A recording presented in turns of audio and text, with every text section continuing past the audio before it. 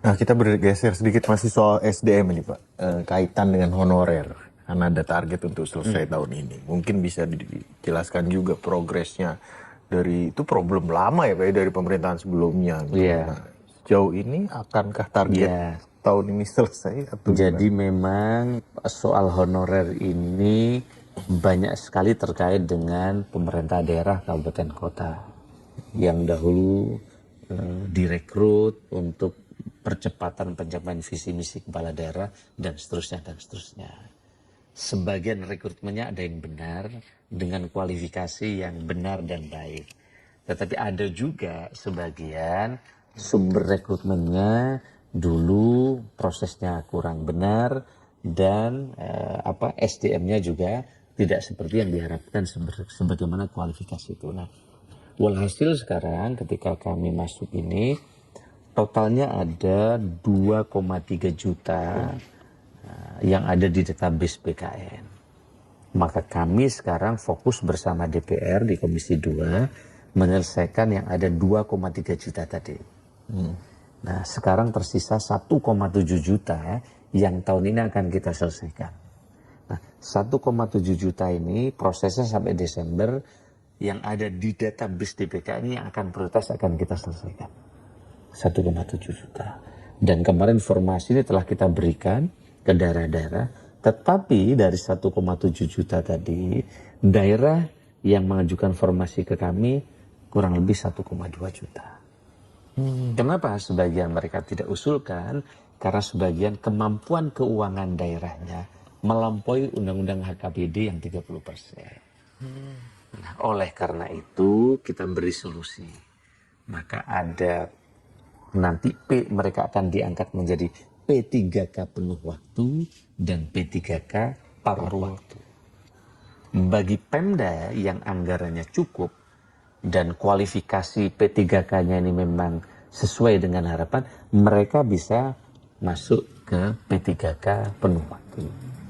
Bagi daerah yang anggarannya terbatas, mereka tetap bisa seperti sekarang, mereka menjadi P3K paruh waktu. Sehingga tidak akan ada pembekakan anggaran, tidak akan ada penurunan pendapatan bagi mereka yang ada sekarang dan mereka tetap bisa bekerja. Ini skema penyelesaian pemerintah karena kalau tahun ini tidak diambil keputusan maka akan ada PHK massal karena statusnya hanya PNS dan P3K. Nah, atas saran Presiden ini kita selesaikan terutama yang masuk sesuai dengan database yang ada di BKN. Ya, jadi targetnya tetap optimis bisa selesai semua tahun ini ya. Melalui rekrutmen sampai akhir tahun nanti ya, Pak. Jadi bukan rekrutmen, menyelesaikan data yang ada di BKN kurang lebih 1,7 juta non ASN tadi. Tentu prioritasnya dua, yaitu untuk mereka yang di kesehatan, mereka yang di pendidikan. Iya. Kita geser lagi nih, Pak. Tadi sempat nyinggung yang poin kedua itu soal digital government. Nah, dan ada aplikasi GovTech juga. Nah, itu mungkin bisa dijelaskan, Pak. Itu kan juga dinantikan oleh masyarakat untuk memudahkan mereka. Kalau digitalisasinya benar dibarengi dengan proses bisnis, pasti pelayanannya akan lebih cepat, transparan, dan ada pengurangan orang. Terima kasih yang sudah subscribe. Bagi yang baru menemukan channel ini, like videonya, klik lonceng, dan hidupkan notifikasinya. Jangan lupa di-subscribe. Ini masalahnya, ada banyak program digitalisasi, orangnya terus nambah, gedungnya nambah. Nah, kita udah cek, kita udah praktekkan yang di BKN. BKN ini proses bisnis terkait dengan pegawaian, kita pangkas. Misalnya layanan kepegawaian dari 14 tahap menjadi 2 tahap. Kemudian dengan sistem digital. Apa yang terjadi? Beberapa lantai di kantor BKN kosong. Dari 500 tinggal 50 orang. Karena sistemnya lebih cepat dipangkas. Layanan-layanan ini. Begitu juga layanan kenaikan pangkat dari 8 tahap sekarang tinggal 2 tahap. Dan ini terasa. Begitu juga pengisian angka kredit DUPAT. Dulu dosen, guru, wah itu ribet sekali. Harus cuti setahun bisa 5 hari. Ngisi angka kredit. Nah sekarang udah kita pangkas. Berupa butir-butir kegiatan ini.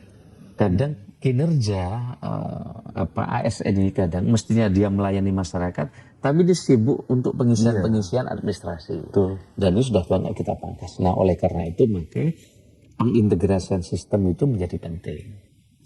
Nah, terkait dengan pertanyaan tadi, kita lihat ini hampir semua negara bicara digitalisasi. Tapi kadang arsitektur dan sistemnya itu tidak terintegrasi dan tidak segera berdampak untuk rakyat. Maka kita lihat ini, oh ternyata ada 20 negara dengan sistem SPBE, sistem pemerintah berbasis elektroniknya paling bagus. Ya. Ternyata kalau SPBE-nya bagus atau e-government-nya bagus, nomor satu indeks persepsi korupsinya pasti bagus. Ya, rule of law index-nya bagus. Oke. Indeks kebahagiaannya bagus. Indeks investasinya pasti bagus. Ini negara-negara ini. Seperti Korea Selatan, Denmark, kemudian yang paling dekat dengan kita Singapura, Finlandia, dan lain-lain, ada di sana. Dari sini kemudian ajarannya sama ini. Di Inggris dan beberapa negara, dulu mereka ada ribuan aplikasi. Nah, sekarang dia dimasukkan ke dalam satu portal. Nah, ternyata mereka juga mengalami kesulitan di awalnya. Karena masing-masing kementerian, negara bagian ini merasa punya sistem yang udah bagus. Nah, top semua. Sama dengan di kita. Di kementerian, di daerah-daerah, ini punya ahli IT yang menurut mereka ini kecap nomor 1 ABC semua. Yang top semua ini. Yeah. Walhasil tim yang membersamai kementerian lembaga yang top-top ini kemudian bukan memudahkan untuk diintegrasikan, tapi mereka justru kadang sebagian sulit untuk disambungkan. Nah, belajar dari sini ternyata untuk menyatukan itu mereka punya namanya GovTech, punya government technology untuk memaksa menstandarisasi sistem-sistem yang ada di pemerintah.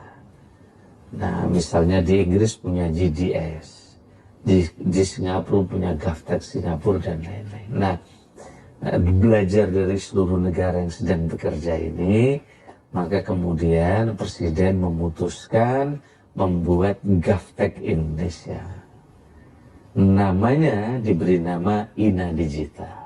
Nah, untuk menuju ke sini ini tentu ini merupakan proses yang panjang dan ini menjadi titik penting bagi Indonesia untuk bangkit agar kita segera mengejar ketertinggalan itu.